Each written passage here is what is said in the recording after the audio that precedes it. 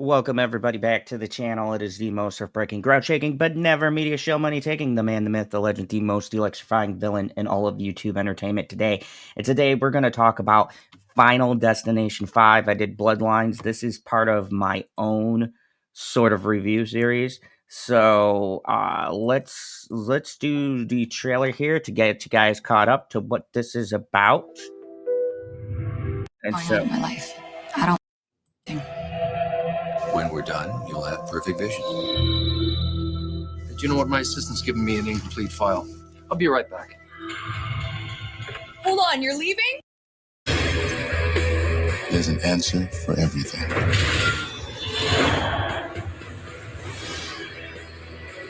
It's kill or be killed. Nobody's safe.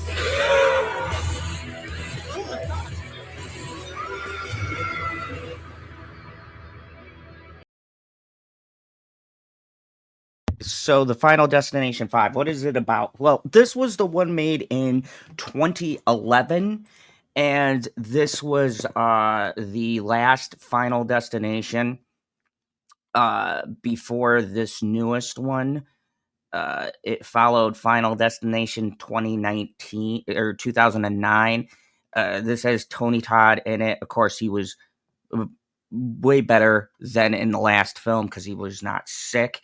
And this felt like it was supposed to be the end of the series. It stars uh, uh,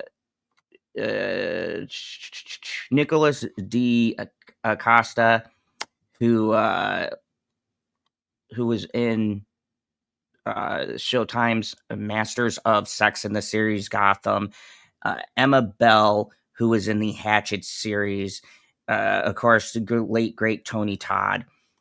And just a bunch of other people. We kind of got to not really having bigger names in this. There was the dude from The Office in this. Like God, I always forget his name. We actually had two people who were pretty well known. We had Paul Jeffrey Bryan, who was in The Wolf of Wall Street and a bunch of other things. And we had David Kocher. Hopefully, I'm not butchering that. He was an anchor man, and he played Todd Packard in The Office. And this is an Office accident, so I find that quite ironic. But this movie right here was the one movie that I really enjoyed after the shit show that's 4, and we'll get to that in this review series. But I wanted to start off by doing Final Destination Bloodlines and then this one, because this one has a twist I'll get to later. So my overall thoughts on this is one of my favorite Final Destination films in the series, besides like Bloodlines. And then I think 3 is very underrated, or people say it's bland or they don't remember it. I think 3 is quite good, and I'll get to that in my review series because of Mary Elizabeth Winstead, who I have loved as an actress since that movie. But and this was one of the ones that I saw in theaters, and the weird experience about this when I first saw it was it didn't resonate with me much until later on. Like, I love the reveal, but it didn't hit me until I was going through and watching the rest of these, to where I realized the real genius of this movie. And this movie was made on a $40 million budget, and it wound up grossing 157.9 million, which was odd that it's been out of the limelight for 14 years, considering that that's a pretty good return on investment. These movies don't take much to make, obviously, maybe some CGI work. Plus, this was in the terrible 3D trend. However, the 3D in this was a lot more sensible. If you watch this now, it's almost unnoticeable where the 3D actually is. I remember because of seeing it in the theaters and in 3D, but it's not as egregious as, say, number 4. So, what is this one about? As always, this is about a group of people, and there is a character here named Sam who is going on a work retreat with his colleagues. He is given a premonition of this bridge going out, which I showed in the clips, and it's a collapse that's going to kill everybody. And of course, he cuts back to the moment before they cross the bridge and saves people. But as always, you cannot cheat death, and death comes back around. Now, the interesting thing about this movie is the fact that one, this ties heavily into the other movies.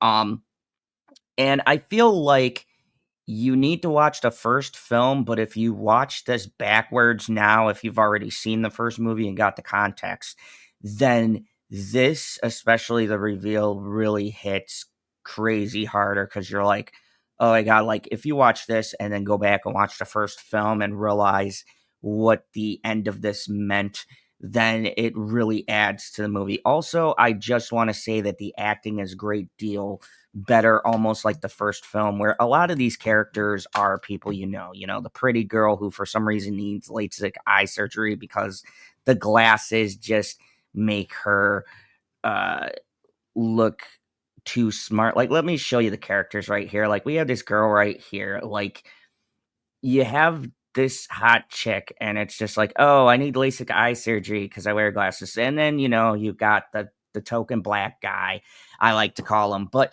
all the archetypes, the plain, nobody, everyday guy. You got this chick who's she's the one that he broke up with, and will they, won't they? And this guy obviously is a douchebag and might be the love child of like Tom Cruise because he looks scarier like him. And then they don't show it in this picture, but you got his girl who is a gymnast and super hot. So you got all of the archetypes in this movie. But what sets them apart from just being characters that are written on a page is the actors really give pop to the personality, except for the main character I never vibed with in this film or really gave a shit about. And also his love interest, while she's a little bit more interesting, I never really cared about either. But the rest of these guys have a bit of layers to them. So as you go through this, there's a lot of great kills, and especially a lot of situational kills as well. You have this dude played by PJ Bryan named Isaac, and he is the scummy scumbag kind of heavyset guy who's a womanizer or whatever else, and he plays the role up really good. And of course, you got David Concher. David Concher. God, I hope I'm saying his name right, but that's what it sounds like. Like, David Concher is the dude from Anchorman and the dude who plays, he's in The Office, but in a lot of these horror movies, he plays this kind of, weird boss, the guy gets along with everyone, might be slightly inappropriate, that kind of a guy, which he plays in every movie, but he plays the role well and he gives some charisma, especially when stuff goes down.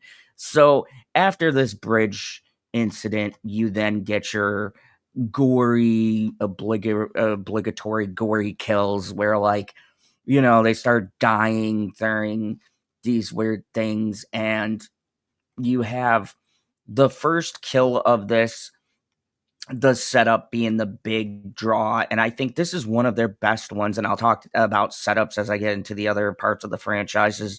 And you also have the other kills that are kind of the different set pieces besides the bigger set piece. And this one really has some memorable ones, such as the gymnastic kills. And if you know, Candace is the first one to go, I believe, in this one. And Candace is this dude's girlfriend.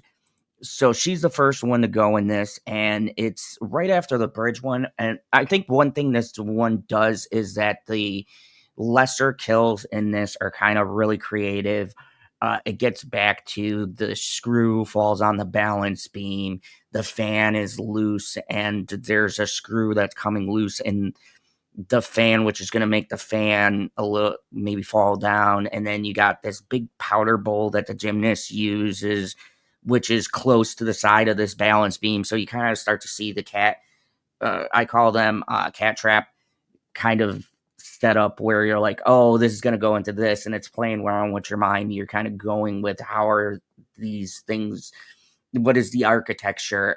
And this movie does, out of all of them, the best that the first movie did of you thinking it goes one way and being misdirected cleverly, which I think so far Bloodlines probably did it the best.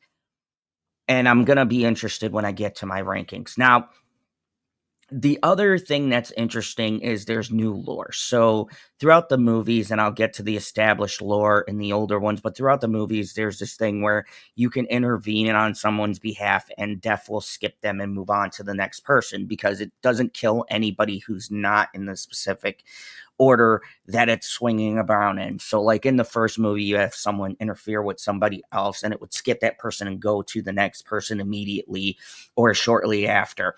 In this one, they bring a new concept, which I thought was fascinating, which is that you can gain somebody's life if when it's your time to die, you kill somebody else instead and you kind of take whatever life they would have had.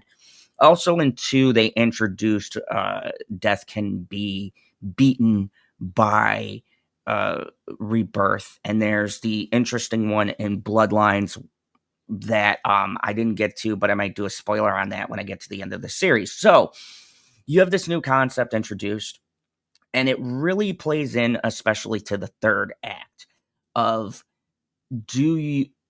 are you willing to kill somebody to essentially take the life that they had? And can you live with yourself to get extra life? And, how much life were they going to have? There's a big gamble in it, but to save your own ass, is it worth it? And it had a lot of those questions. Now, I'm not saying these films are high art, but at 5 movies in, it's interesting to see them kind of switch it up and do something a little bit unique. You had Tony Todd again. He was looking much healthier in this one. And once again, he's the one who introduces these concepts. And like I said, in Bloodlines, I think his character is just given more. But this is the first one kind of cameo where it doesn't feel gimmicky. He does have a place and he shows up appropriately. He is the coroner. So instead of people just going to this random guy and spewing expedition, he's like taking the friends' bodies and looks at them and then strikes up a conversation about the rules and things like that. So once again, Tony Todd's always welcome in these films. Now, the massively let down is in this film is that the new concept they introduce with taking somebody's life, I don't think is fully explored as well as it could be. And I'm starting with my negative because I have far more positives, but that, and I feel like this movie impacts you with the twist at the end of the movie far more than when you rewatch it because you already know what the twist is. But I think the appeal is first watching, having watched everything else, and then you watch the end of this, and it feels like a good ending to the movie. And I think Bloodlines works because it could still count as an ending. This is a wrap up of all of the things we went through with Flight 180, with all of the other people. So this movie feels like a wrap up to the Final Destination. The issue with that is, though, it loses some of the impact it has when you rewatch it. It's like Sixth Sense, where if you know the end of that movie, it only hits you once. It's fun to rewatch to get the clues, but once you've done like once or twice, you're like, okay, I'm good. I don't need to see this again. And that's what this feels like, except for it does have a lot of memorable kills, which gives it rewatch. But I think the ending hits harder the first time than it does on other rewatches. Now, the positives. So, spoiler alert, if you've not seen it, I'm going to give away the ending in order to tell you why this movie kicked ass the first time everybody saw it. So, if you've ever seen the first movie, there's always the flight it comes back to, Flight 180, which was where people blew up in the plane. Now, the movie gives you hints, which I myself didn't pick up until the end of the film. This movie actually takes place in before the events of Final Destination 1. And the fact that this is the crew that gets onto 180 when Alex, the kid in the first film, freaks out and says the plane's going to blow up. All of the characters that remain at the end of this movie are on that plane or get taken out by the plane. So this was actually a prequel the whole time, which nobody knew because it just came out as Final Destination 5. You get to the ending and they do a reveal where you find out that they're actually on the plane from the very first movie. And the CG is really good in de-aging or just clipping him screaming and them realizing that they did not actually escape death. They actually brought enough time to set themselves up in the universe in the beginning, which I thought was really cool. So that's a really big positive. And just the kills in general are really creative. There's a lot of cool different things. There's the gymnastic kills. There is the guy, Roy, who dies by a Buddha head. That was hilarious. There's a bunch of different very creative ones and a couple of quick kills. But all in all, this one was definitely a very much needed and we thought was going to cap off the series because this really closes the loop of those first 4 movies in a way that I think is very satisfying. And leading into Bloodlines, I like the fact that this movie actually tied off and then Bloodlines expanded all the way up to this, but you could still see this as the end or almost the end of those first sets of movies. Now, if they continue with the franchise, they can go in a different direction from Bloodlines because essentially we got the wrap up for the first half of this series done in a very, very well made way. Now, there's not much for me to talk about beyond that and what I've said because these movies don't go a lot on acting. The cinematography is good. The kills are the highlight. And I think this has less CGI in it for being a 3D movie. Or for me, the CGI felt better. The kills were a lot sharper. And besides that, I just think the story is a much tighter story. Now, granted, some people don't see these for the stories. You just want to see death kill people creatively and what's the cool new kill going to be. But for anybody who really likes the story, the story fascinates you and you're interested in why death is doing this, is there a way ultimately to cheat death? And it always keeps that premise that no, you cannot, no matter how hard you try, but there is certain ways to extend it. But then it brings a question of if you extend your life, were you always going to be put into that spot? Like, yes, you survived that, but was it always the design for you to be where you are right now? And Bloodlines does answer that. Sometimes no. Sometimes there's rifts and things don't go according to plan, or there's miracles or things like that. You can get philosophical or religious about it, whatever you choose to believe. But this is a really solid film. So for Final Destination number 5, I'm going to give it an 8 out of 10. I think Final Destination 5 is one of the strongest ones that are in this series besides Bloodlines. And honestly, my list would probably be weirder than most. I just rewatched the original and I like it, but it does feel a product of its time. And I remember being in the theater and seeing it and thinking it's the best movie that came out. But now that I'm older and going back through and rewatching some of these movies, I realize that this one I find aged the best and is the most fascinating.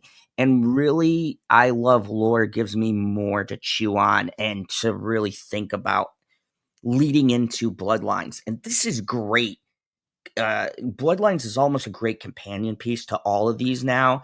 And you can go from 5 right into Bloodlines, and it just flows seamlessly. And that was 14 years ago, which really shows the strength of this particular film. So I love Final Destination 5. I think most people after 4, this was seen as a return to form. And this is the only franchise where most movies are consistently good and it only has one bad movie, where Evil Dead and some other ones don't have a really bad movie. Subjectively, some people like ones more than others, but there's never really been a bad movie. This franchise only has one bad movie. Objectively, we all agree on, which is number 4. So thank you everybody for watching. This is the beginning of my review series. If you want me to do different things, let me know, because this is my first time shooting a different style of review. So let me know what you thought about it, and comment below. Have you seen the Final Destination series? Which one is your favorite? And what do you look for in this franchise? Are you here for the lore? Do you like the kills? Do you like a little mixture of both? And if you've seen Bloodlines, tell me in the comments, did you like Final Destination Bloodlines? Because right now, not only is it in my top 10 horror movies of this year, but I think it might be my Final Destination in the entire franchise, even including 1, just because of how much I feel they did and how much care was seemingly put into this film. But anyways, thank you guys for watching. As always, remember, click that like, share, subscribe, and there is only one rule here in the Phantom Zone: you can never escape death.